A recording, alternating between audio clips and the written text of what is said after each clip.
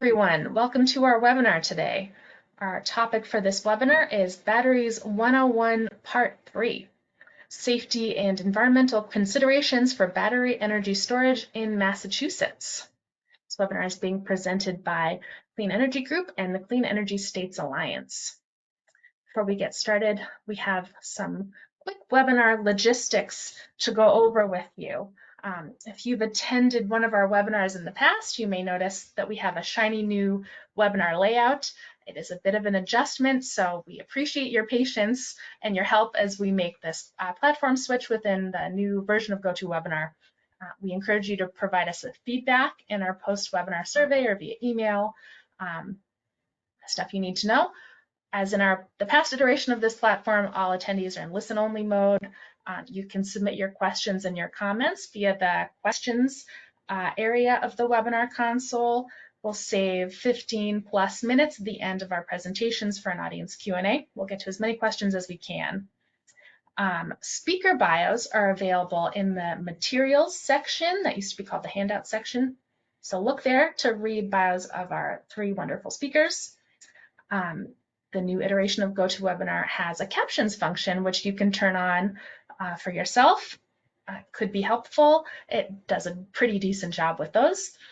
And finally, this webinar is being recorded. We will send you via email a copy of the slides and the recording, and we'll also post those on our website. We usually get to that within a day or two. And so with those exciting new platform updates covered, I will pass it over to my colleague, Todd Olinsky-Paul. Todd is a Senior Project Director at Clean Energy Group and the Clean Energy States Alliance. Thanks, Samantha, and welcome everybody to the webinar.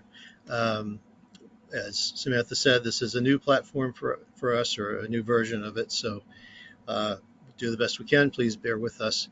I'm going to make a brief introduction of who and what we are and what this is about and who the speakers are, and then we will get right into the webinar. So if you're not familiar with Clean Energy Group and Clean Energy States Alliance, we are nonprofit organizations based in Vermont. We work with state energy agencies across the country, as well as with U.S. Department of Energy and several of the national laboratories and other non-governmental partners.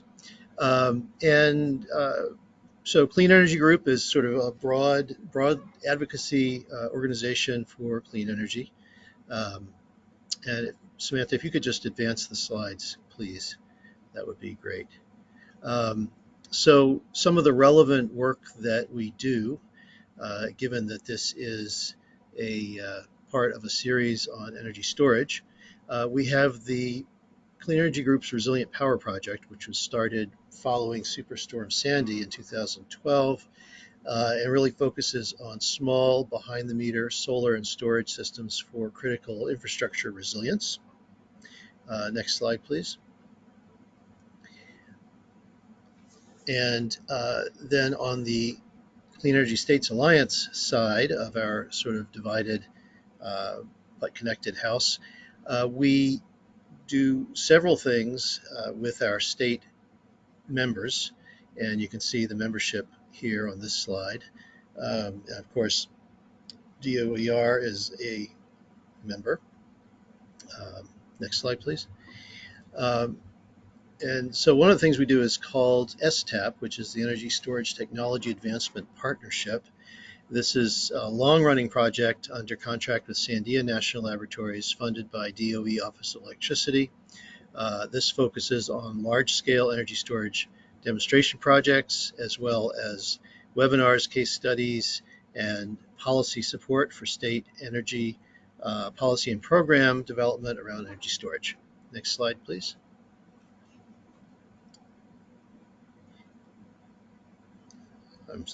There we go. So I mentioned that we do energy storage policy support. We also have a project called Energy Storage Policy for States, which provides support to our state members engaged in developing energy storage programs and policy and regulation. And we have a monthly energy storage working group for those members who are interested in sharing information and learning from expert presenters. Next slide, please.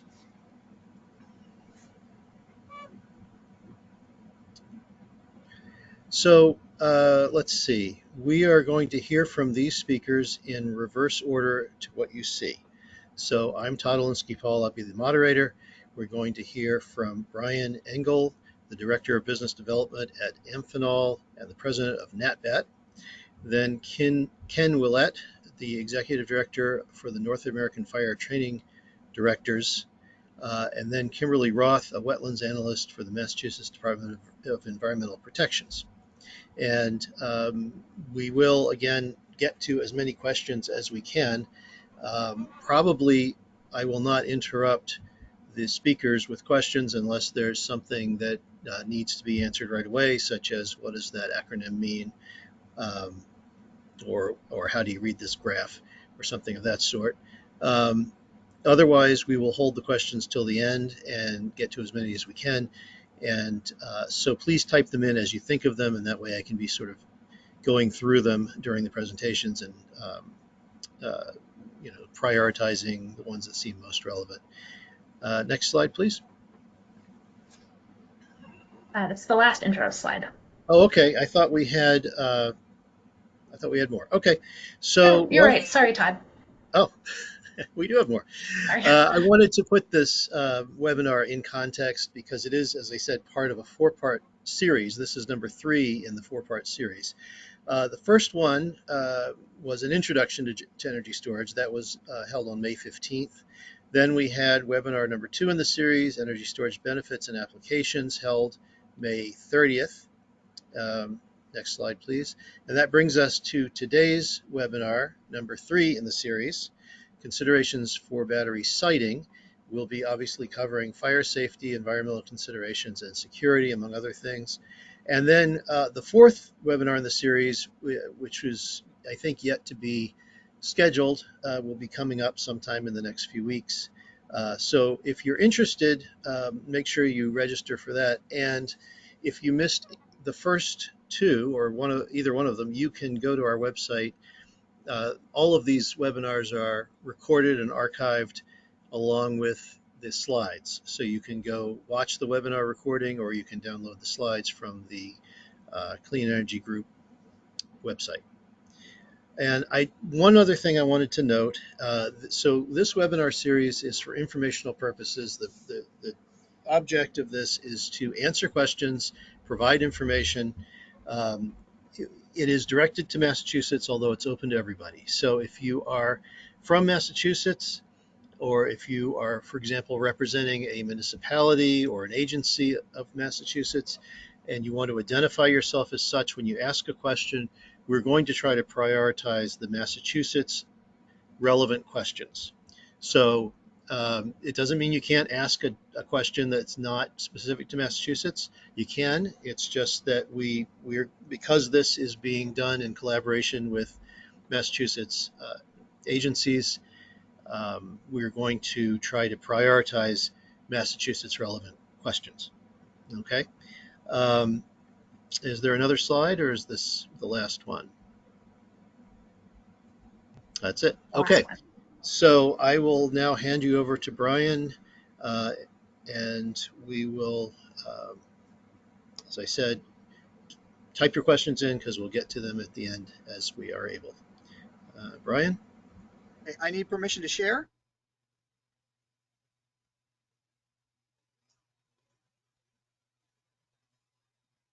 So if you can give me permission to share that. Right. Awesome. There we go. Thanks, Brian. Yep, it's working. It's a little slow, but it's working. Maybe.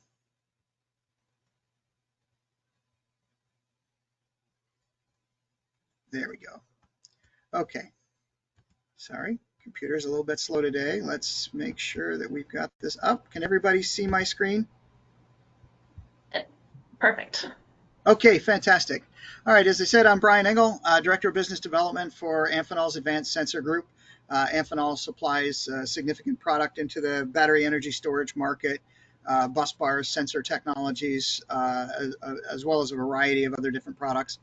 Um, I'm also president of NatBat, the North American Advanced Technology Battery Consortium. That's about 400 companies, everybody from Piedmont Lithium pulling material out of the ground through the refiners, the battery manufacturers, all the way to the other end on decommissioning and recycling of batteries.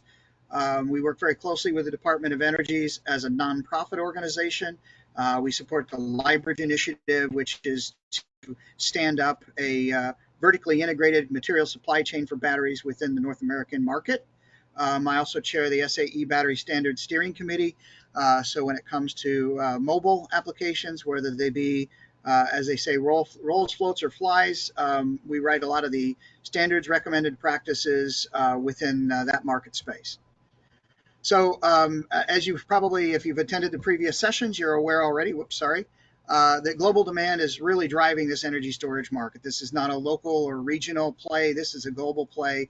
We're seeing battery energy storage from move very quickly from consumer products into a lot of these large scale application spaces, grid energy storage, server farms, battery packs that are in the megawatt level in terms of their energy storage capability, and really starting to displace a lot of the combustion technology that's been used for 100 years.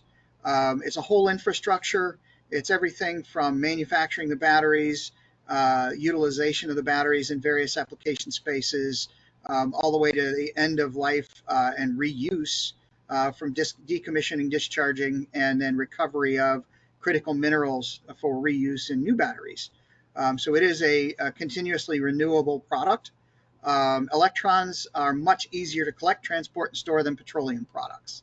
So we're seeing this particular technology grow at an astronomical pace right now. There are three basic cell designs that you'll work with generally. They are prismatic, pouch, and cylindrical mechanical packages. You can see here a variety of different designs from different manufacturers. They each serve their purpose. Pouch cells are lightweight with very high energy densities. Prismatics can be very large scale in terms of their overall size, and cylindricals are very easy to make in terms of high-speed manufacturing. You'll also see these products are evolving. All of them are getting larger. Even the cylindricals are getting larger as we increase energy density. And we have chemistries that include nickel cobalt, nickel cobalt aluminum, and LFP, or lithium iron phosphate. That usually refers to the cathode chemistries. And generally what we're seeing in the market space is prices are dropping dramatically, which makes this technology even more attractive for energy storage. Just in the past 12 months, the prices of lithium carbonate in China have dropped by 50%, which basically means that a pack that was manufactured a year ago versus the same pack manufactured today is now half the price that it was a year ago, which is just a tremendous shift in where these batteries can be utilized. And we are seeing these LFP prismatic formats generally dominating the global market space: heavy duty, marine, automotive, and stationary storage. Now, best market growth, we're looking at a tremendous growth here between now and 2030. This is from the Volta Foundation. Their report from last year indicated that the market's expected to reach about $150 billion by 2030. And right now, from what we're seeing, it may exceed that much sooner based on the acceleration of both the grid scale storage and the commercial storage that we're seeing being utilized in various locations throughout the world. Now, as you see on the left-hand side here, there's kind of a breakdown of the value chain. You can see cell, pack, interconnect, inverter, containerization, system scaling, customer acquisition, project development. This is historically was a very short or very long timeline, and we're now starting to see that these timelines are accelerating and really being limited by permitting challenges in certain regions, because the technology is relatively new, and certainly there are challenges getting up to speed. A lot of the AHJs are on a steep learning curve here, and there's a lot of technology that really the information has to be absorbed. But we are seeing these in server farms, uninterrupted power supplies, residential solar, And the manufacturers of these products, there's a pretty broad variety of them that are already maturing into the market space. Really, global industry is being dominated by a company by the name of CATL out of China. But you're seeing a number of other companies in the US and in Europe also coming up to speed fairly rapidly, deploying battery manufacturing facilities in various places throughout the United States. So we are seeing localization of these core battery products. So we're doing more than just packaging up imported product now. The best life cycle process, as defined by the EPRI model, is shown on this slide. So it's broken down into 5 phases, with the utility owner and the supplier EPC kind of being identified on the left side and their roles in those various phases. So I won't go through a lot of detail here other than to say, a lot of time really has to be spent in the early stage, defining the process or defining the requirements for the product, specifying the product, working with the supplier to make sure that you're getting the appropriate permitting and that you're getting the appropriate certs on the product that you're purchasing. So a number of these companies like Tesla are very good. They have a very good understanding of what regional permitting requirements look like. So they can help expedite that process. They have resources available to work together with AHJs, and they even provide training and support. And we're starting to see that from other competitors in this market space as well. Now, a little bit about that slide in terms of the background. A resource that can be utilized to help you on your journey here is the Electric Power Research Institute. They have what's called the Energy Storage Integration Council. They work with a number of the parties that you saw on the earlier slide that was presented. And they've been working with the Department of Energy for well over a decade to develop implementation guides, test manuals, as well as a whole host of resources that are available to you. By the way, these slides are all going to be available after the event, so the links that are on these slides are available to you to do further research and deep dive on these products and on these resources.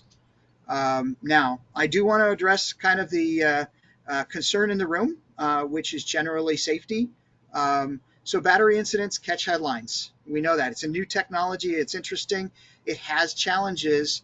The frequency is really low, especially compared to propane tank fires, combustion engine vehicle fires. We're really not seeing a lot of data, but the data tends to make headlines because these incidents are challenging to bring to a safe state. New regulations, new standards, tools, training, especially in the first responders community, which Ken will address, they're rapidly evolving as we understand the designs, the technology, and as we plan for potential incidents. We're getting much better at this. What we will say is this: there were 4 firefighters injured in a recent event in Japan and 2 firefighters injured in an incident in Germany. And in the Germany incident, these were units that were not even commissioned yet. But there was an incident with the battery. It underwent thermal runaway within an enclosure space.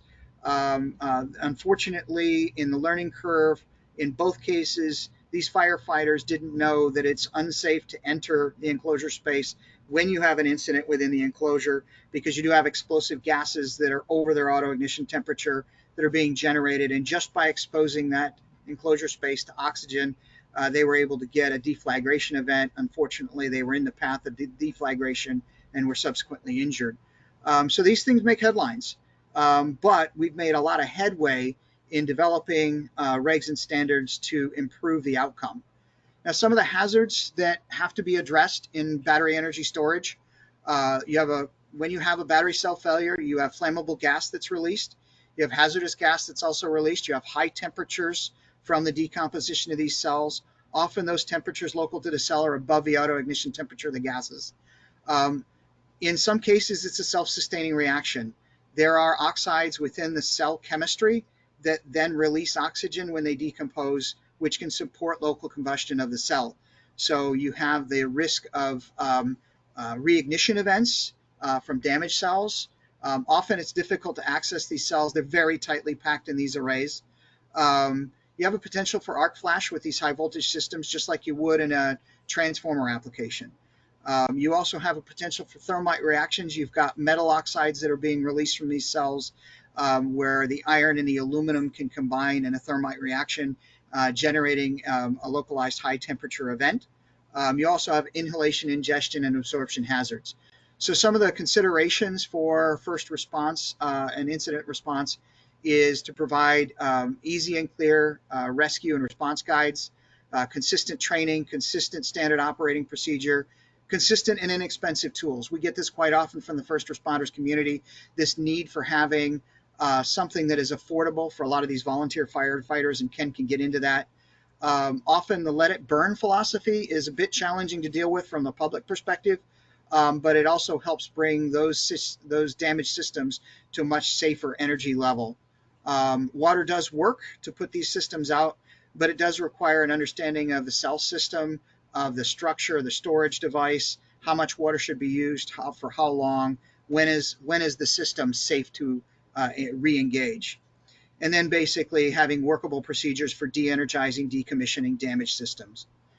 So that's got to be part of your upfront planning. Now, I'm not going to go through the detail here. Suffices to say there are a lot of standards and regulations that have come into play around best safety. The first of which I'm going to address here is NFPA 855. So it defines the design, construction, installation, commissioning, operation, maintenance of these ESSs. So it's a kind of a step-by-step guide to provide those who are manufacturing those devices how to do them safely, some of the considerations and hazardous analysis that needs to be performed as part of that design phase of the system. Now, the NFPA 855 has been in place for a bit. We have a number of battery energy storage companies that are very familiar with this requirement and have done a lot of work to meet this requirement with their applications. And then there is a link there to get more detail on the NFPA 855. You also have the NFPA 70, which is also known as the National Electrical Code. It provides the electrical safety aspects for these systems. So guidance on how to install equipment, conduit, cable, and mount boxes. And it also addresses concerns with arc flash, shock hazard, and arc rating. You also have the International Fire Code, which has some recent updates. It does cross-reference the NFPA 855 along with the Fire Code 1207 on energy storage systems. There are specific items to address lithium-ion batteries, and there are other chemistries out there, by the way. We can get into more detail in a future discussion, but Underwriters Laboratory, their electrochemical safety research group, has done a lot of work on some of the new chemistries that have yet to hit the market. But lithium-ion batteries, basically, they provide a lot of information as part of the IFC on how to handle proper building design, construction, detection technologies for detecting a failing cell. And then they also address powered micromobility devices, which have become a problem, especially in the city of New York. If you've heard a lot about the issues there, FDNY has done a lot to address that. And we are now starting to see global standards basically eliminating some of the bad actors in that particular market space. You also have some standards here, the UL 9540 and 9540A. Now, these are standards. They are designed to basically help, like the NFPA 855, they augment that particular document and provide information, including references to other safety standards and codes. But effectively, it's addressing materials, enclosures, controls, piping, utility grid interaction, as well as hazardous moving parts and signage instructions. 9540A is a kind of a subset of the 9540, and it specifically addresses the fire safety hazard of lithium-ion batteries. So it's a test method used to evaluate the hazards at the cell level, module level, and unit level of these BESS energy storage systems. Now, that is part of an early stage development of any of these designs, and it is basically used to vet out any potential issues with those systems and make sure that if there is a single cell that does fail, that it fails in a safe manner and doesn't propagate throughout an array, creating a much larger incident. And we do have a number of systems, by the way, that are what we're basically saying is propagation resistant. We started to see those first in the EVs, and now we're starting to see them in the BESS applications. So transport, as you move these batteries, both as new systems and at end of life and decommissioning, there is CFR 49, which is the federal regulations for transport of hazardous goods. And you see there CFR 49 173.185 specifically addresses lithium cells and batteries. And when it refers to batteries, it means battery arrays. So when you look at a BESS system, it's basically just a large group of batteries. It falls under this requirement. So it does get treated as a hazardous material in transport. There are special considerations and special permitting required in transporting these systems. So there is a link there that the DOT has provided that gives you a lot of detail and support in step-by-step process and how to haul batteries. And as well as the DOT, you also have the UN 3480 and UN 38.3. These are standards that basically identify the cells as an individual in terms of how they are to perform. Basically, it's a material safety guide for handling cells as components. And then UN 38.3 basically regulates the transportation of these batteries and cells in all stages of transportation. So whether they're inside a product or individually transported, how do you transport them safely? Whether they're brand new cells or end of life cells headed to recycling, there is a very specific process called out UN 38.3 to make sure they're safely transported. And as an example, the requirements include bringing the energy level of cells to about 30% state of charge. And that makes them generally less vulnerable to failure, and they have substantially less energy available if they do fail in transport. Say, for example, if they are damaged in cargo. We've had a lot of forklifts running through battery pallets, so we have some direct experience with those type of incidents of handling damage influencing battery behavior. Some other resources available to you. There's several links from the Pipeline Hazardous Materials Safety Administration that I've identified here. You can see here they break down resources available for recycling, shippers, test summaries. If you have to ship batteries by air, how do you do it? Basically just giving you a whole resource base to work with to make sure that you understand and can deal with safe transport of these devices.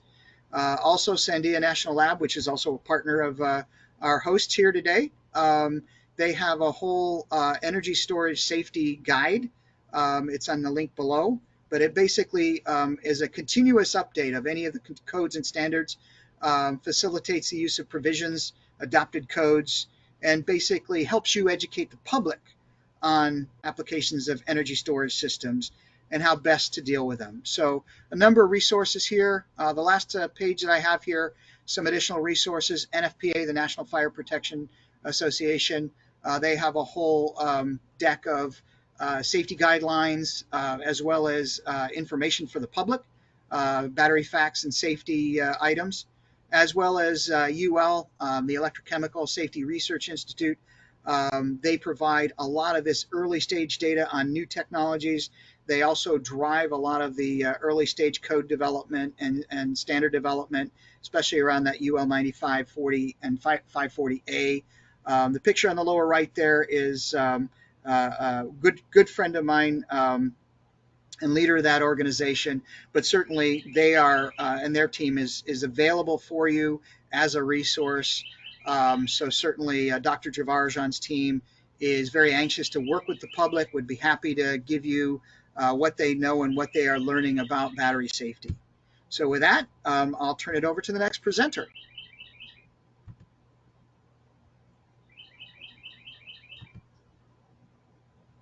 Thank you, Brian. Hello, folks. This is Ken Willett with the North American Fire Training Directors. And when I get my slides up, and I'll be able to share with you some thoughts on battery energy storage systems and first responders. Tools, tips, and truth. As Brian has done, rather than get into very technical detail, I'd like to provide a kind of an overview, mainly of training resources. For the fire service, battery energy storage systems present not only an emerging technology challenge, they present a response challenge, they present a pre-incident planning challenge, and they present having sufficient base knowledge to safely engage in a response at these sites. My understanding is many of the participants today come from general government and not fire service specific. So if you are a member of the fire service, please understand I'll be talking at a bit of a broader and higher level. For those who are not members of the fire service but are interested in this and how it impacts the fire service, I would ask you to take a minute and reflect on how your fire service is organized within the community you serve. Is it a full-time department? Is it a part-time department? Is it a totally volunteer department? Then next, ask, how many stations are there? What is their existing call volume and level of activity? And I think the next most important question to ask would be, what is my, meaning your, relationship with my fire department? Do you know the leaders of the department? If you're involved in examining the development of a BSS system in your community, have you brought them to the table early on to be part of the conversation? And have you sustained that dialogue in that conversation throughout the process? That's a very high level question that I would like to leave you with. And let's go on to our next slide. And could you advance to the next slide, please? So the fire service routinely uses the term size up. Size up is what the fire service does when they arrive at an incident, and the incident commander, the person who's responsible for deploying the resources and making strategic decisions on how to interact and bring that problem under control, does the size up process. It's a mental process, but it's also a process that involves pre-planning, experience, what resources are available, and the individual knowledge level of the incident commander. So I would suggest that if you're having a conversation with your fire department and you want to engage them in being active participants in the discussion, tell them there's a need for size up to start now. At the point that such a system is being considered, is being suggested, is under design, or is seeking permitting, that is the time for the fire department to begin now. That's when they need to start their size up. So that's a way to invite them to be part of the conversation as early as possible. And that's tip number one.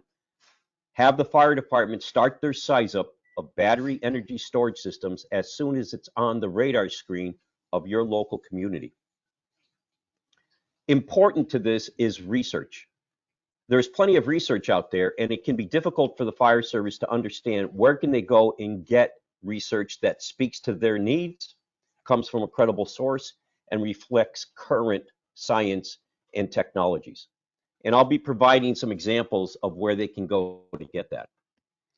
There's a need for outreach. The fire service needs to engage with the individuals, the developers, the technology integrators, the site facilitators of the energy storage system that's being considered. But the fire service needs to be able to speak in somewhat the same language as those folks and to ask the right questions.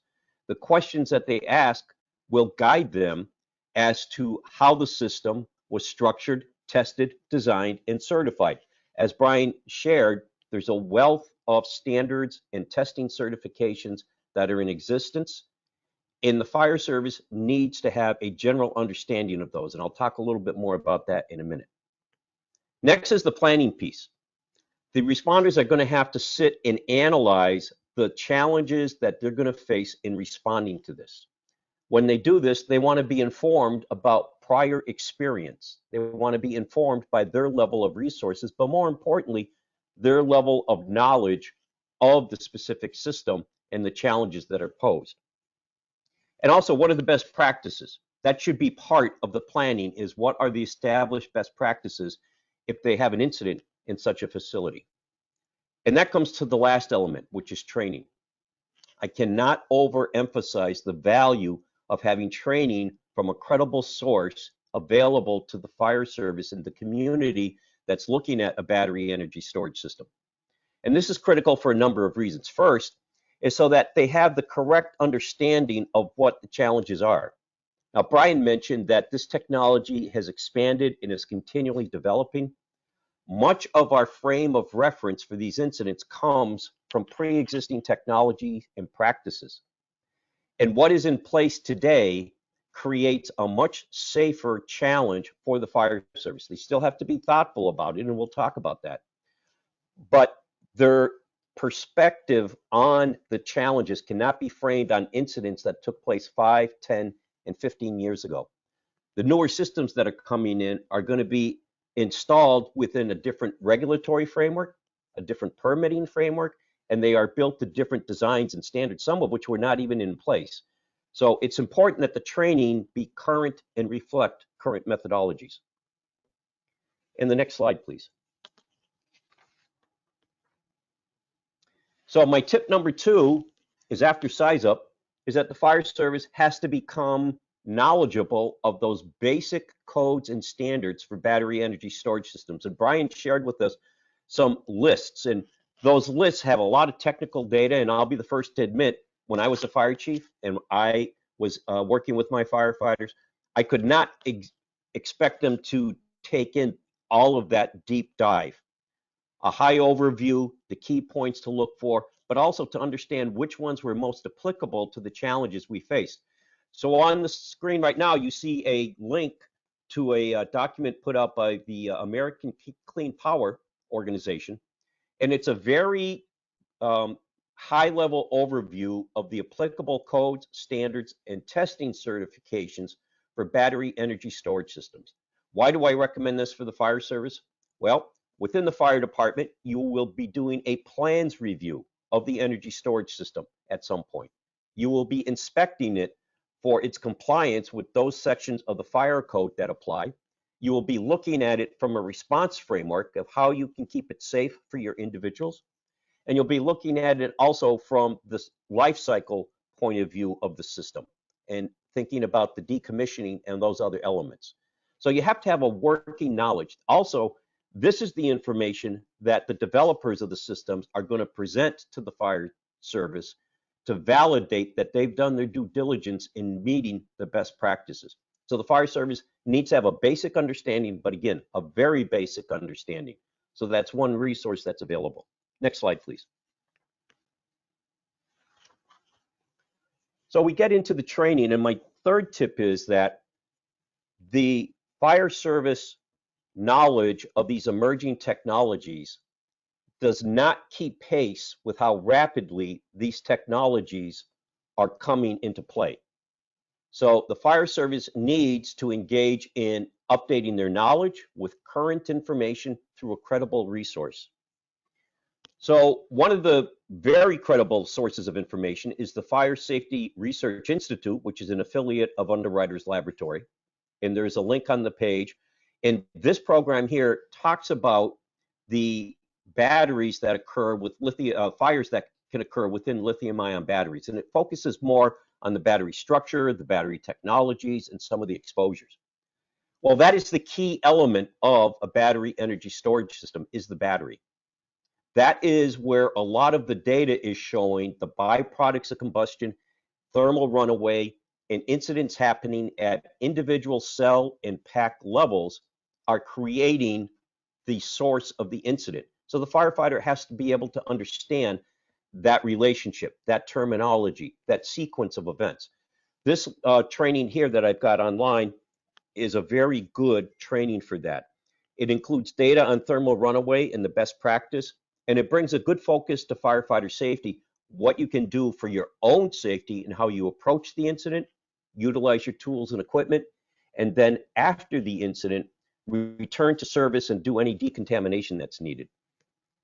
One of the other things that is illustrated in this training is the impact of having a battery energy storage system in an enclosed space versus an open or unenclosed space. Now, Brian mentioned about the deflagration that happens with a battery that was in a confined space. The door was open, oxygen was introduced during the event, and a deflagration took place.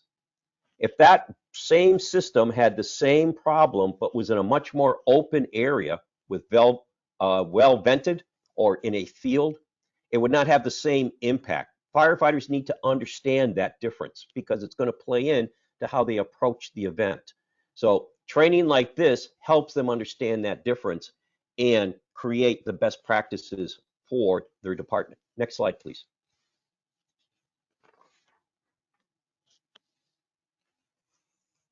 Tip number 4, the fire service is very concerned about lithium-ion batteries in incidents involving them.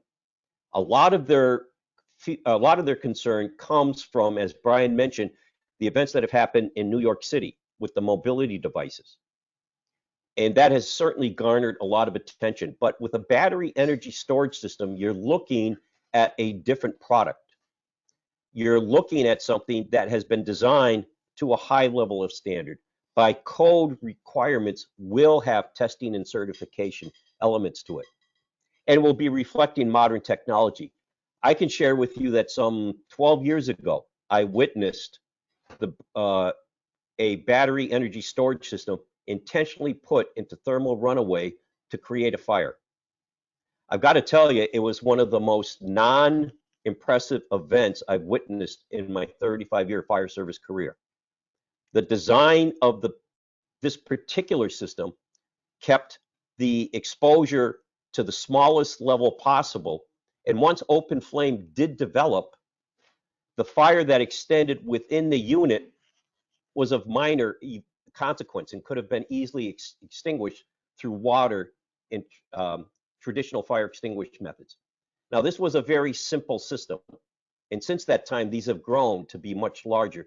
But those design principles are still in place about isolating the source of the event, providing containment to the design so that you minimize the number of cells that are exposed, and then providing information back to the fire service to be able to understand how big of an area is involved. Some of the issues that the fire service is concerned about, and it's addressed through this research project here. How do I make access to the site? Will there be a 24-hour response if I need it? And is the site being monitored for 24 hours so that if there is a runaway that's detected, they can proactively notify the local responders? Next slide, please.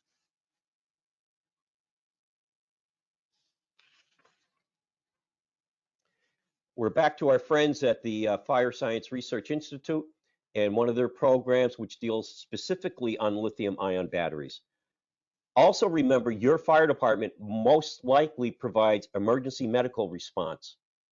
And these battery energy storage systems, if they're of a large size, are going to require routine maintenance. There will be personnel working on site. They will be engaging with high voltage electricity. And at some point, a worker, a facilitator, somebody that's there doing routine maintenance could have a medical emergency requiring the fire department to respond and be able to safely extricate that individual, provide emergency care, and transport them to a hospital. So the fire service is going to want to know about those elements, not only when things burn, but if some other type of event happens within the grounds, what should they be worried about? Who's going to be there to provide for their safety? Again, that goes down to having safety shutdowns, and it goes down to having remote monitoring. The other thing the fire service is concerned about right now is if they use water, having an adequate water supply, and how do they control the runoff of that water supply. So those are other facets the fire service should be considering during the size up they're performing before the system is operational within the community. Next slide, please. My next tip is that the fire service itself has to take the responsibility for doing the research and learning about it. That if they only wait for the folks who are installing the system to provide the information, then they're going to be behind the 8 ball. They need to take on the responsibility for doing that research themselves and informing themselves. This is a very good report. It looked at responding to residential battery energy storage systems, but it's in a residence. But what was in this can be applied to the larger systems, and the learning points from this report would apply particularly to battery energy storage systems that are inside a structure, that are not in the open.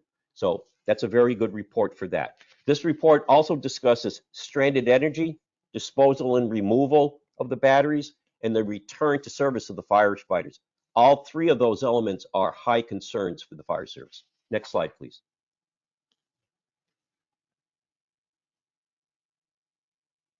And Brian mentioned the National Fire Protection Association, which is one of the standards developers.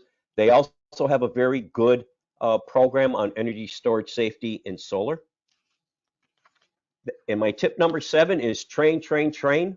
You can't do enough training to understand these, to satisfy your need for knowledge, to develop your best practices, and to protect the community. So train, train, and more training. Next slide, please. And here in Massachusetts, the Department of Fire Service in 2023 conducted a lithium-ion battery symposium, and it was a very well thought, very comprehensive symposium. It's consisting, what's available on YouTube are, I think it's 7 or 8 modules that address specific aspects of lithium-ion batteries and their application within the state, and more importantly, the information for responders. So there's the YouTube link, and on the next slide, please.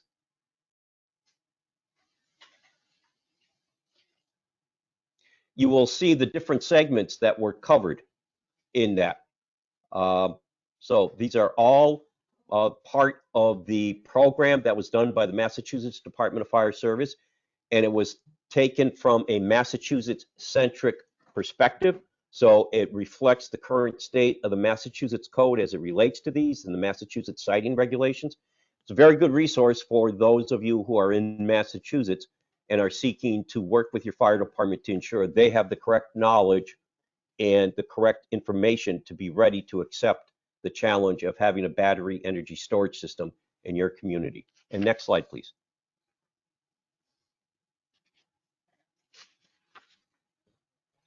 And with that, I want to thank you and introduce Kim, our next presenter.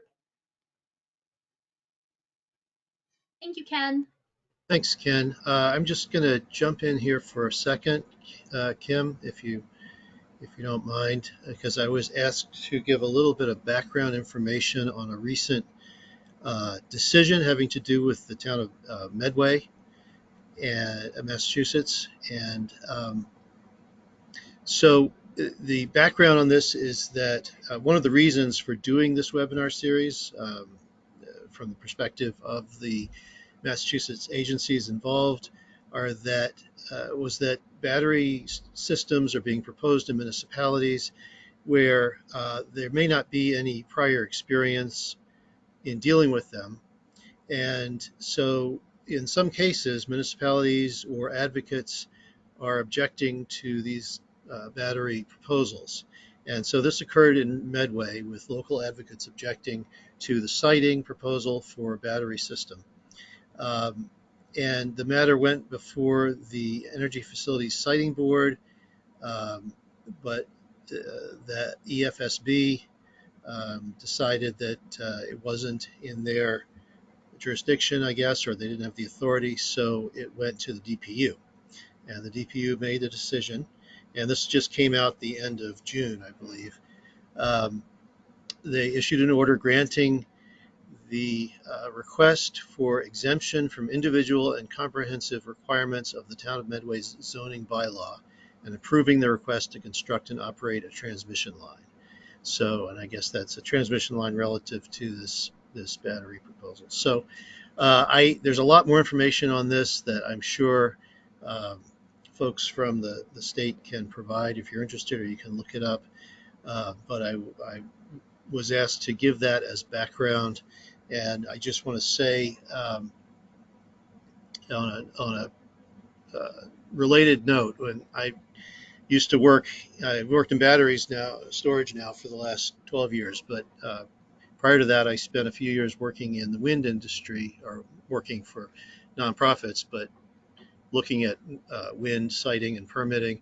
And the same pattern was happening, where large-scale wind farms were being proposed in towns where there wasn't enough experience or expertise to really deal with those proposals, and there would often be objections, you know, based on just not having enough information or being unsure, wanting time to do research and so forth. So, um, you know, this is not unique to energy storage.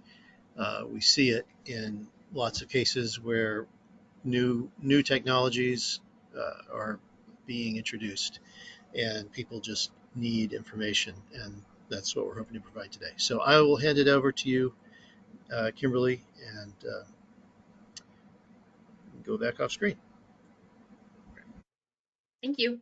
So as Todd was saying, there was a DPU decision in June of 2023 that put it into the permitting pipeline. And one of the permits that was required for this particular facility was wetland permitting.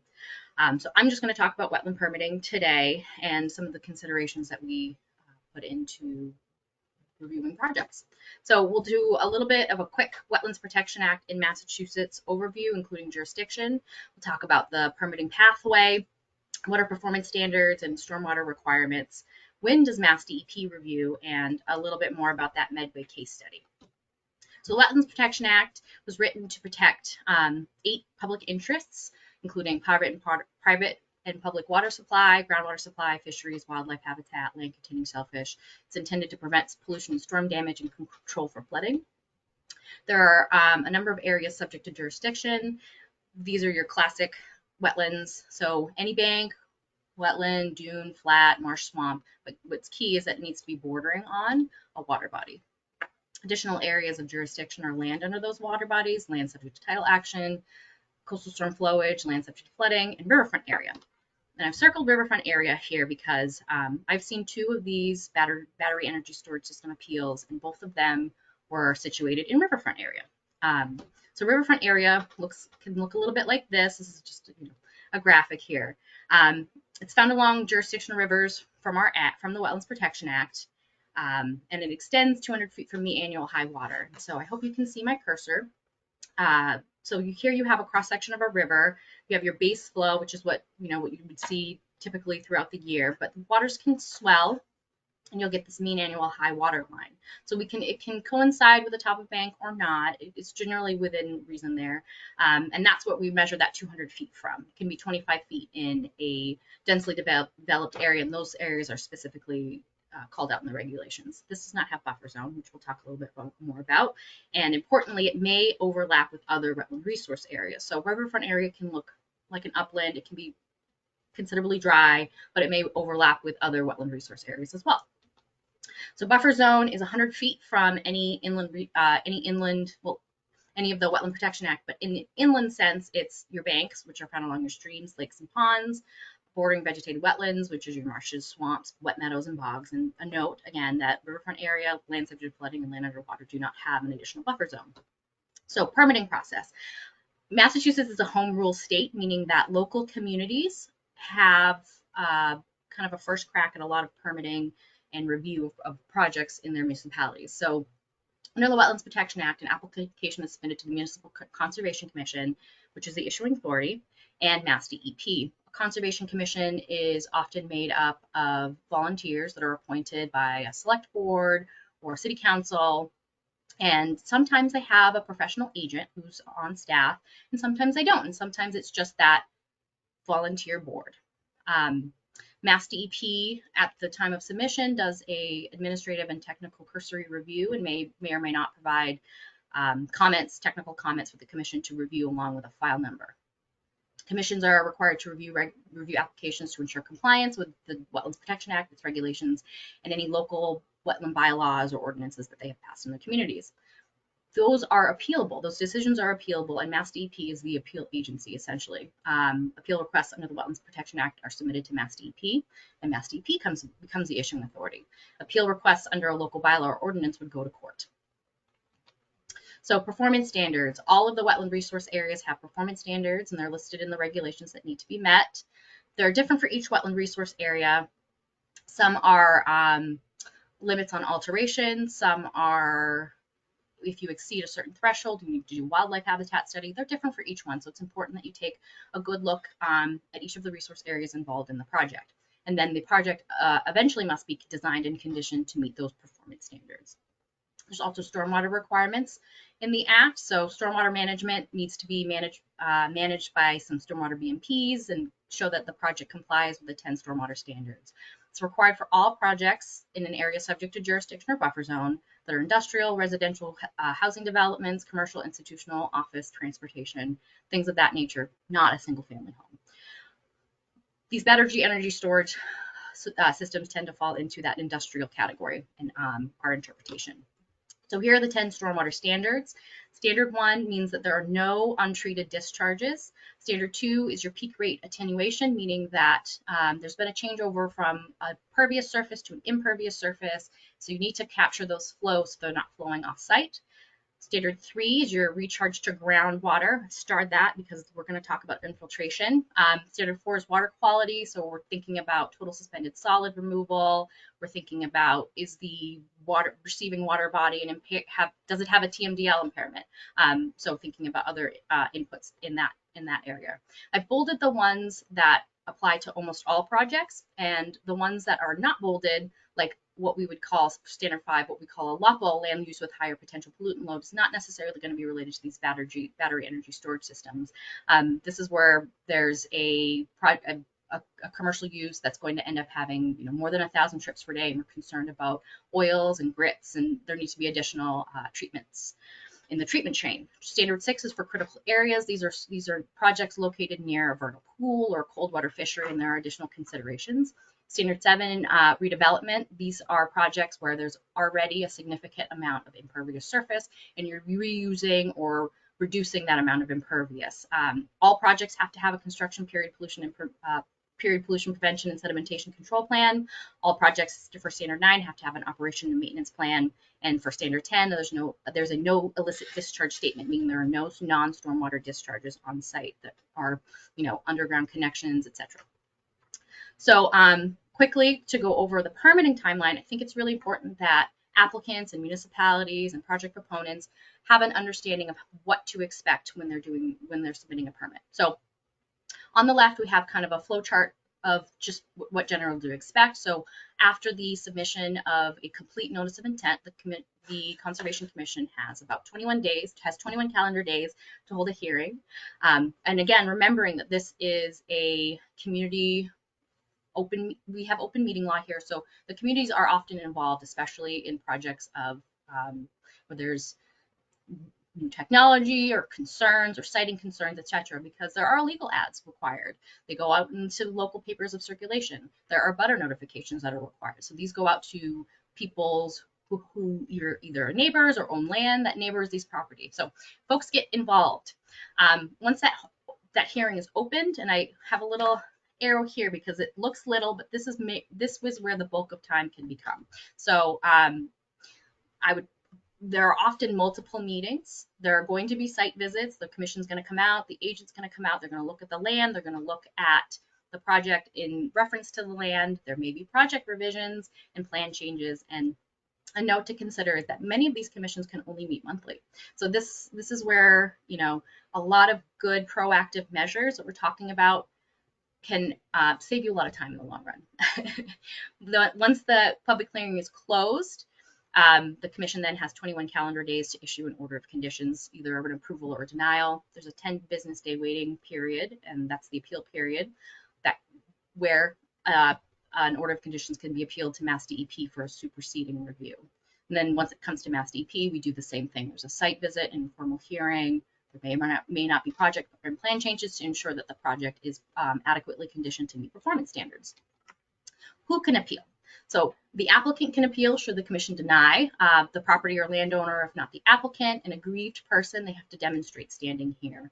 A direct abutter can appeal. A resident group of 10 can appeal, at least 10, sometimes more.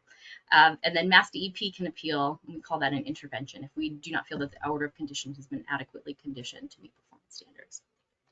So we'll talk more specifically about that Medway project that was mentioned earlier. So there have been 2 of these battery energy storage systems that have crossed my desk on appeal from a resident group. One which is completed review and is has received a final order of conditions. That's Medway Grid. And another one I won't talk about more as specifically because it's still in review, but both were appealed by a group of 10 residents. Both had impacts to riverfront area and buffer zone, and both had stormwater requirements that there were concerns from the resident groups. So, and a lot of the concerns in their letters are very similar themes. So I think it's important to talk about these themes in advance of any application. So I know this is a teeny tiny slide and a big project, but I do want to point out a few things. The scale of the project in relation to the amount of alteration to riverfront area. So it looks like that, you know, where they've squeezed in things. So to orient ourselves here, there is a blue line, and that is your 200-foot riverfront area. It stems from this blue line here, which is Center Brook River. There's a hot pink line, that's your buffer zone, and that follows this green line here, which is your wetland, your bordering vegetated wetland delineation line. Areas shaded in pink, the hot pink, are alterations to buffer zone, you know, grading, paving, etc. Areas shaded in blue were existing impervious in riverfront area. So when we were talking about redevelopment, there were some credits that we can think about when we're turning impervious back to pervious. And most of the alterations for this site, you know, some grading here, were alterations to riverfront where this was the stormwater feature. And this right here is an infiltration basin, which they have on site to meet standard 3. So the appeal letter from the applicants had a number of concerns. One of them was the location adjacent to wetlands in Center Brook, which is a tributary to Charles River, which is a major river listed in our regulations. The use of a single unlined stormwater basin and the possibility that contaminated surface water runoff from a thermal event or other incidents could impact groundwater or nearby wetland resource areas. Air pollution concerns, a rainstorm during a fire. So a rainstorm that occurred during a fire or application of firefighting waters could wash contaminants into the brook and overwhelm the infiltration basin. The lack of the emergency response plan lacking details, and the plan that was submitted did not meet requirements of the DPU decision. So in the wetlands program, we could look at some of these, but some of these are outside of our purview. So things related to the wetlands we could look at, the wetland resource areas we could look at, things related to stormwater, concerns about infiltration, etc. So those are what we looked at when we reviewed the project. Here's a little timeline of how we reviewed the project. So once it came to us, we held a site visit and an informal hearing on site with all of the parties, and then staff conducted a review of all the application materials and the order of conditions that was issued by the Medway Conservation Commission. The Medway Conservation Commission did a very good job of their review here. There were many meetings. There were at least 2 iterations of revisions, and then the subsequent order of conditions that they issued was very thorough and covered all of the performance standard questions and had conditions that we felt were protective. So when we issue a decision, sometimes we affirm, which means we take the whole order as written and affirm it, so that becomes our decision. And sometimes we write our own. And in this instance, we affirm the order as the conditions adequately address WPA Wetland Protection Act issues. Specifically, I wanted to call out 2 of the conditions I felt were that demonstrated that protectivity versus what the appeal letter said. So condition 30 required the applicant to investigate the feasibility of remote shutoff technology and install remote shutoff technology if available. And this is what we're thinking about, preventing contaminated stormwater runoff from reaching the infiltration basin during an event.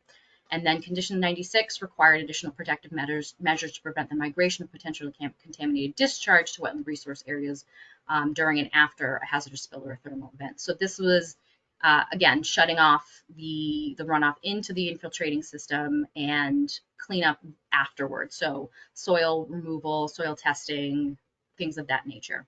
So we issued that affirmed order, which was then appealed by that same resident group to adjudication. So just like a conservation commission can be appealed to DEP, a DEP decision can be appealed to adjudication, and adjudication decision can be appealed to court. So there is a pathway here. But once that appeal was submitted, there was a period of time between the appeal and when the adjudication hearing was scheduled, in which the parties negotiated over specifically condition 30, that rather than shall investigate, the condition was changed to shall install a remote point of manual closure should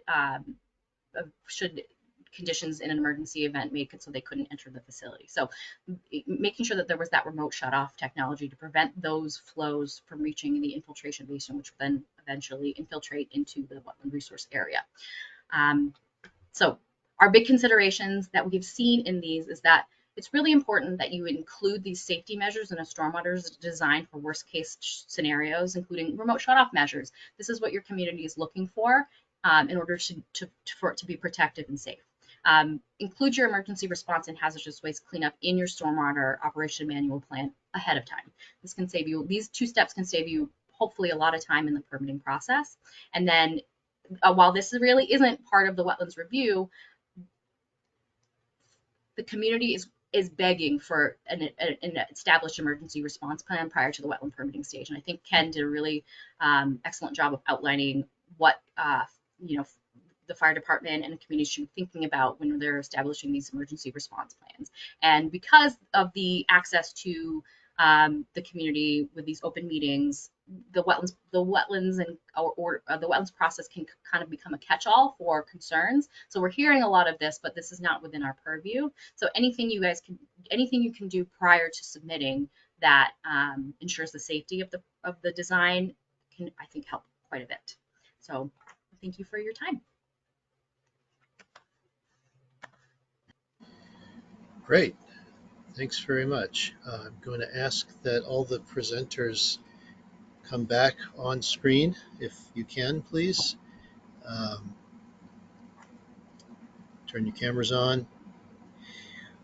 This has been very interesting, and we have lots of questions to answer, and we've got a little over 20 minutes, so we'll do the best we can. I have to say, we have quite a few people who are writing in to correct statements about the Medway project. And this is a very specific project that has to do with one community. What I'm going to do is take some of the other questions first that are a little broader and might pertain to communities across the state or be informative for other projects, because I don't want to get into litigating this one project in this webinar. We can't really do that. I do appreciate that there are different points of view, and that some of the information that was given, you may have a different viewpoint on, or you may feel that wasn't correct. But we're gonna go ahead and address some of the broader questions about energy storage. So here's one. How would one determine a recommended isolation or evacuation area for smoke in the event of a fire at a battery facility? Is there a recommended zone around the container, or how far back do you need people to be able to evacuate?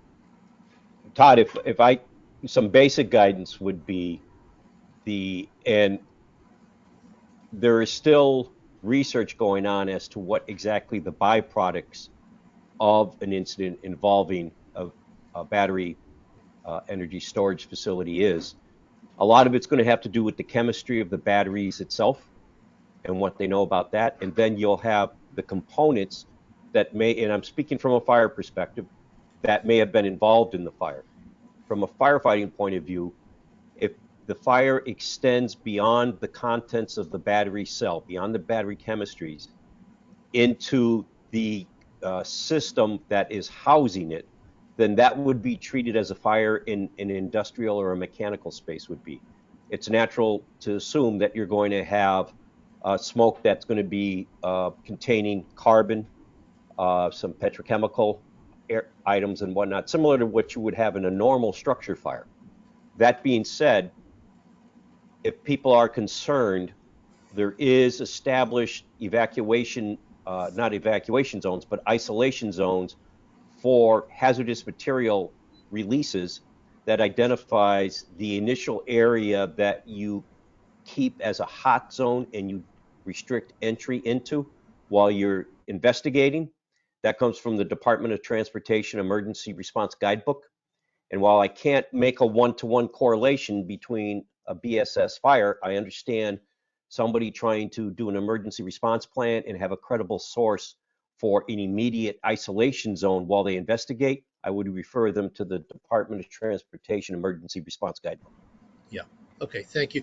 One of the things that makes this a little difficult to pin down is that, as you mentioned, that there are different chemistries that are within the lithium-ion umbrella, right? So there's, I don't know how many. I mean, there's at least, you know, I would say at least 10 different chemistries, and probably more, that are within that designation of lithium-ion, but they've got different other elements in them, and so that has big implications for lots of aspects of battery safety and battery recycling, for example, and other things. So it's a little hard to generalize. Well, here's a question about lessons learned from the Arizona surprise fire and explosion that was very widely reported. Um, is there Are there any lessons learned since that event? Um, besides just have doors on the outsides of the containers so that you're not limited to just going in one end and down a corridor in the middle, but you can access. And I should note that Sandia National Laboratories has I think, patented design for a battery container that has multiple doors that open on the sides in the event of you know overheating. So, and that serves a couple of purposes. It lets the firefighters see what they're dealing with without entering the container, and also vents the container so that you don't have a buildup of gases. But aside from that, other lessons learned? Yeah, yeah, I can contribute. I'm sure Ken can as well. But certainly in terms of design, we're seeing designs that are that are set up to be basically, first of all, so that humans can't enter the space, the enclosure space. Deflagration panels are basically being standardized. We're starting to see a lot of those on BESS systems now. And then designing systems so that there's a natural chimney or flue effect, so that if there is venting of the gases and if it does combust, that it's done in a controllable fashion. And then, in addition to that, a lot of these countermeasures, the active and passive countermeasures to cell venting, are being substantially improved. We're starting to see the ability to isolate individual units so that they don't engage an entire container, the ability to basically put direct water injection on a damaged unit, and isolate and disable and even discharge. So basically pulling energy out of a damaged unit as it experiences that damaged event in such a way that it has less energy available for further, cascade style failures. So you are seeing a lot of that in the designs. And then in the chemistries, we're generally saying, there is no perfect electrochemistry that is absolutely free from any potential failure mode. But again, the transition to a lot of these LFP cells, when they do fail, they fail at such a low temperature that they rarely engage above the auto ignition temperature, at least initially. So you'll generally see with higher nickel cobalt content cells, they tend to get hot fast, so they'll almost immediately engage in fire and deflagration. But with the LFPs, they tend to vent, and then, if they have an anti-propagation design, you have a cell vent, you have an identified failure, the diagnostics on the BESS system identify it, and you have a protocol for dealing with it. Todd, what I would share is that the fire service is learning that when you have a fire involving a battery energy storage system, our typical response is to be very aggressive in making entrance into a space, determining the problem, looking for trapped individuals, rescuing them, containing the problem. with BSS and what we're learning today, there's caution being exercised before you make entrance into confined spaces. The assessment, and I mentioned the term size up, the size up includes, do we believe there's an individual inside who may be exposed? If that's the case, and we believe we have a rescue situation, we go down one decision path. Do we believe the system is contained to only this building, and do we have the time to wait for somebody more knowledgeable to come and contain it to this building? That's a second decision path. But what we're learning is to slow down, to gather information, draw on our pre-planning and what we know ahead of time, and what do we know about the design of the system, the features of it, and can we get more information about what's happening inside it before we get too engaged. I think probably one of the biggest recognitions that has happened within the industry in terms of design is that the failure modes of these batteries aren't necessarily defined by thermal propagation. It's a physics problem. So once you start to define the metal particulates, the off-gas materials, and then the recognition that there is a lot of hydrogen that evolves with this, and hydrogen under certain circumstances can create basically it's called deflagration to detonation transition, where you get a much larger impulse from the event.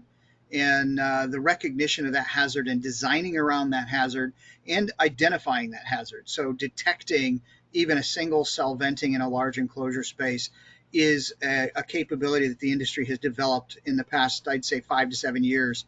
So now we're to the point where we have some fairly mature technologies that are available to us that identify this with the initial cell. Even a single cylindrical cell that's about as big as a AA battery, that cell, if it vents into one of these enclosure spaces, generally the battery control system knows it and can start to identify the hazard and the risk, and then continue to report that until basically the electronics are taken offline by a damage event, or until the first responders basically have the information that they need to address the incident. Right. Okay. Thank you. I see people are raising their hands. Really, if you want to, ask a question, please type it into the question panel. That's the way that we're processing the questions. There's a lot of them, and that we can't unmute people to just open it up for general conversation. There are 200 people on the call. So this line of discussion leads into the next question, which is from a Massachusetts Municipal Light Department General Manager. And the question is, what are the hazardous gases that could be released, and what are the nature of the hazards to human health? And what is a safe no-build zone with regard to residential property? So let's take the first two first. What are the gases, and what are the hazards associated with the gases? I can address the gases. So generally, you've got flammable gases that are going to include the VOCs, which are part of the electrolyte. A lot of these batteries have hexafluorophosphate in their backbone, so when they degrade under temperature, they form hydrogen fluoride gas. Now that HF gas has a high affinity for water, there will be some water vapor generated from the decomposition. So you're going to have hydrofluoric acid that's generally going to stay low in the environment, but HF gas, if the temperatures are high enough, can evolve into a dry gas, and then that poses a respiration hazard. You also have basically DMC and ANC components of the electrolyte. So again, carbonate materials that are respiratory hazards. And you also have, amongst the flammable gases, as I mentioned earlier, hydrogen, the VOCs, the hydrocarbons, and then even CO in the kind of concentrations in a confined space can be combustible. You also have a lot of metal particles that are laced within that matrix, and they can make that whole plasma very conductive, so that if it engages the high voltage bus work, you can get arc flash. So those are generally the hazards we see. Now, because, as I mentioned earlier, you have nickel in some of these designs, you can have nickel and cobalt released. With the lithium, it's a little less dangerous, but cobalt is definitely hazardous, especially if it gets, for the first responders, if you engage in these incidents over a long period of time, you can have that material, those metals, basically, you can respire them if you're not wearing proper PPE. They can get embedded in the PPE. There's a lot of studies ongoing right now to examine the appropriate cleaning protocols for the turnout gear. So we're getting some really good data on that and how to make sure that if there's strontium or cobalt in these emissions, that those particular materials can get cleaned so that the firefighters don't get continuous exposure to those from their turnout gear. But generally, that covers the bulk of it. There's a few minor chemistries as well, but methane and ethane are pretty typical in these environments as well. And Todd, I would just share that traditional firefighter personal protective equipment, which is what every fire department in Massachusetts has available to it, will protect the firefighters during emergency operations. That would mandate the head protection, the full respiratory protection, including the Nomex hood, the full structural turnout ensemble, which is the coat, the pants, the boots, and the gloves. If they're going to be engaged in that space, and if they're going to be subject to the smoke plume, then they definitely want to protect themselves. As Brian pointed, they're going to have to look at their protective clothing afterwards and see if it needs to be, it will need to be decontaminated. And it's a function of repeated exposure that could have an impact on the gear, and it might need to be inspected by a professional organization or replaced. To the question of all of these chemicals are there, I would add that the amount of these chemicals that are in the smoke is going to be a byproduct of how big is the incident, how many packs are involved, how big is the plume of smoke. By design, many of these systems are going to contain it to a very small source. And in that regard, yes, if you're immediate in that area, if you're in the direct smoke plume in the near vicinity of it, you'll want respiratory protection. You want to cover exposed skin. And if you have any concern, your direction would be on the downward side of the event is getting people out of the path or minimizing their exposure to it for a reasonable amount of area. Yeah. Yeah, and there's been some really good plume studies performed by DK Okadoya's team at UT Austin. So, basically doing a prevailing wind study as part of the design process and siting process to understand where the plume could move, how big it could be, and then basically where it might influence a population. Right. So the third part of that three-part question was about, safety zone. What you're talking about plumes, like what are we talking about? Are we talking in terms of yards? Are we talking in terms of miles? What's the unit of measurement here when you talk about being, cautious about being in that zone when there's a event? From the fire service point of view, I can't say that we have a definitive answer for that. If you look to the way things operate today, where events happen in residential neighborhoods, and typically you will call in somebody who has knowledge of air quality, air monitoring, a hazardous materials response team to do real-time incident gathering and base your directions on that. Pre-event, this is where having a system that's designed to the latest standards, understanding how it's built, what are the internal features to minimize exposure, and building a risk model off of that as part of the emergency response planning, that's the best guidance I can give. Yeah, it's going to depend largely on scale. If it's a well-designed system, it's going to be contained to a fairly small number of batteries. It's going to be much more in line with what a typical residential or industrial type incident. But if it is large scale and there is a lot of involvement or engagement, as with the incident in Arizona, those situations are going to be a little bit different.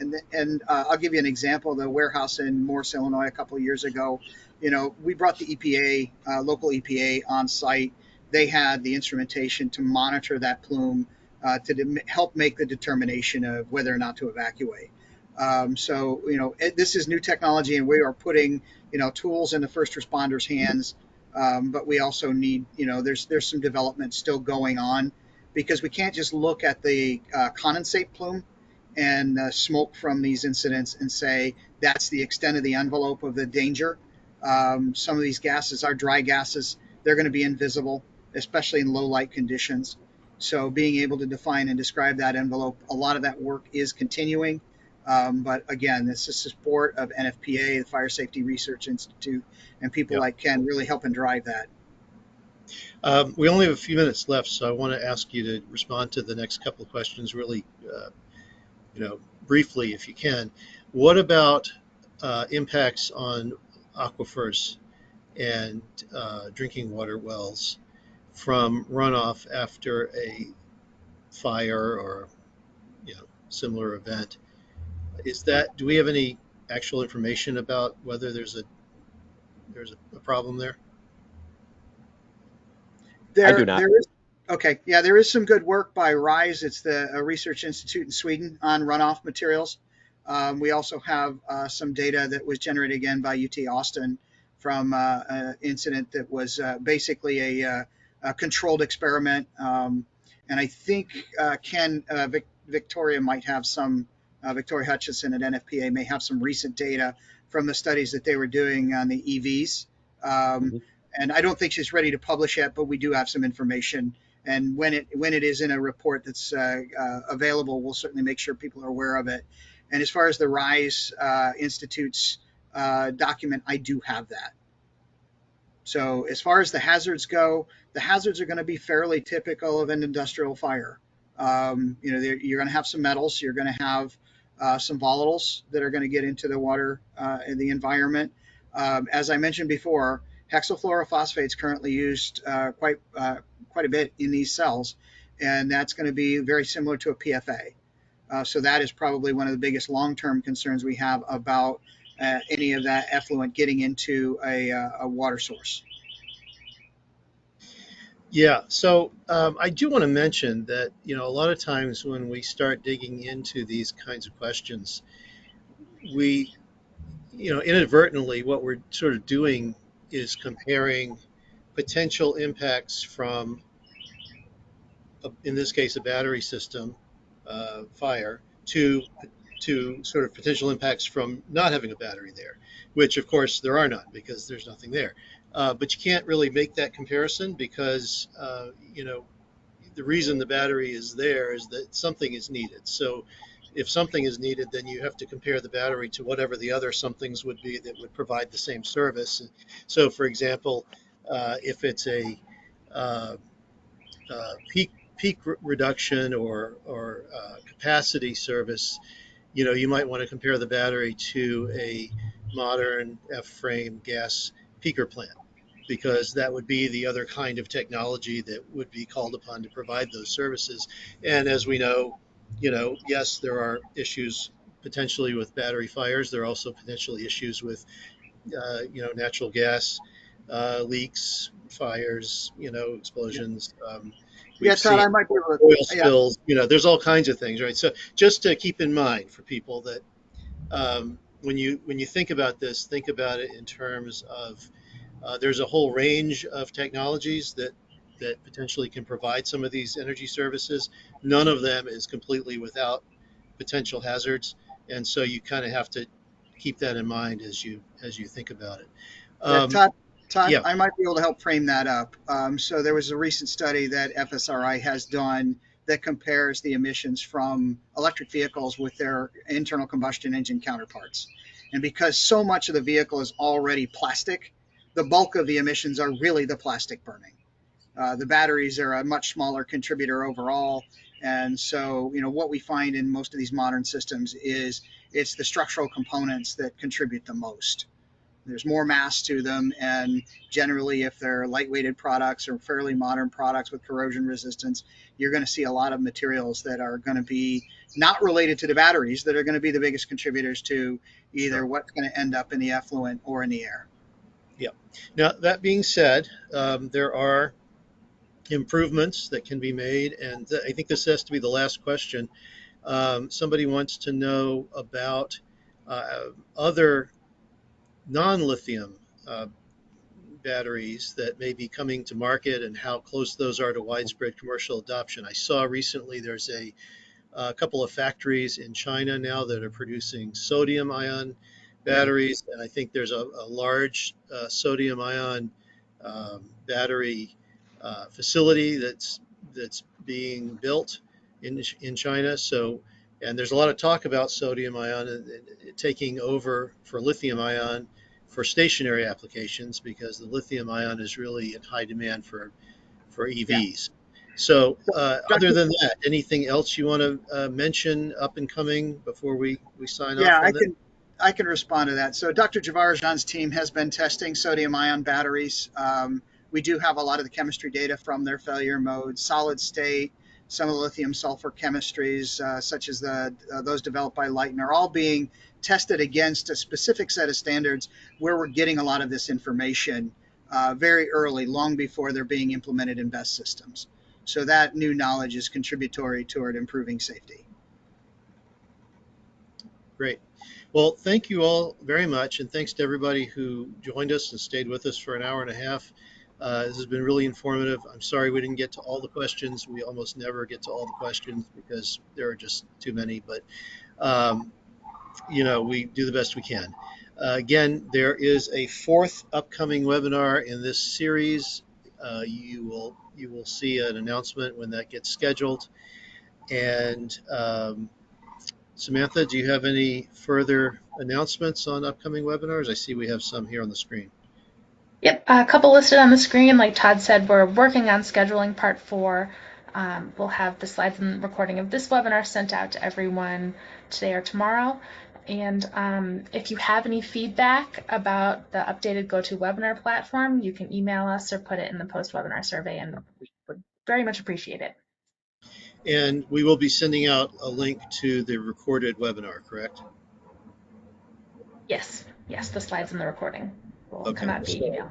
And you can go and get any of our webinars off of our website at any time. They're all archived. We have over 10 years of webinars archived there. So, okay. Well, thanks everyone, and we'll hopefully see you in part 4. Bye bye. Stay safe, everyone.